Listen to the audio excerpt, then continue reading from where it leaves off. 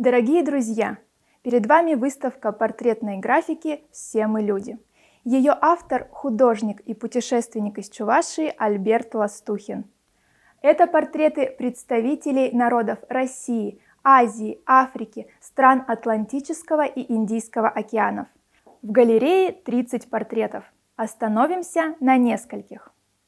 Вот ненец Вейка.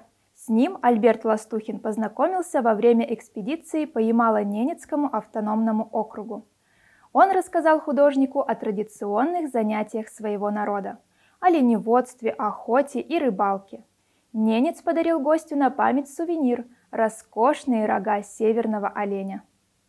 А это Марийка Настя из деревни Кокшамары Звениговского района Республики Марий-Эл.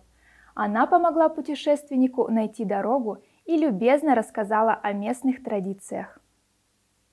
Интересен портрет бабушки-туркменки. В поездке в Туркмению автор встретил ее в пустыне Каракумы. Она угостила его вкусным и питательным верблюжьим молоком.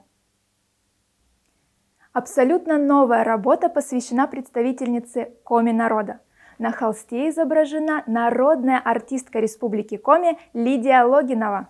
Ее портрет Альберт Аркадьевич создал специально по заказу Финно-Угорского культурного центра Российской Федерации к открытию выставки в Сыктывкаре в начале 2022 года. Графика Альберта Ластухина хранится в частных галереях по всему миру. Сегодня и вы можете приобщиться к этой удивительной коллекции.